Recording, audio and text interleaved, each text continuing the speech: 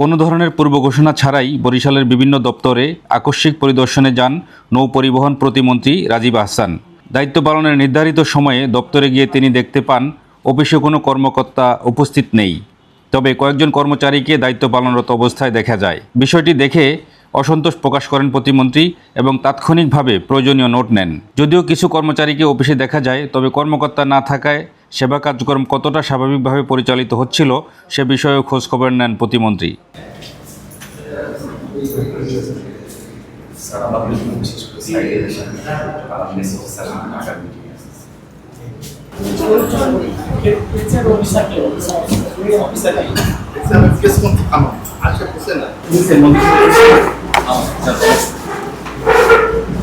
পরিদর্শনকালে তিনি সংশ্লিষ্ট বিষয়ে তথ্য সংগ্রহ করেন এবং উপস্থিতির বিষয়টিও নোট নেন। এ সময় কর্মকর্তাদের অনুপস্থিতি নিয়ে অসন্তোষ প্রকাশ করতে দেখা যায় তাকে। পরিদর্শন শেষে সাংবাদিকদের সঙ্গে সংক্ষিপ্ত প্রতিক্রিয়ায় প্রতিমন্ত্রী বলেন, আপনারা যা দেখলেন আমিও তাই দেখলাম। এ ধরনের অভিযান চলবে।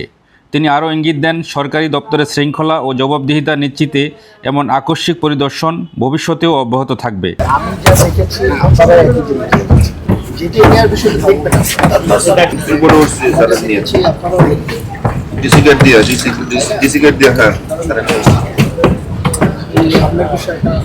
পরে পরিদর্শন শেষ করে প্রতিমন্ত্রী স্পিড বোটে মেহেন্দিগঞ্জের উদ্দেশ্যে রওনা দেন।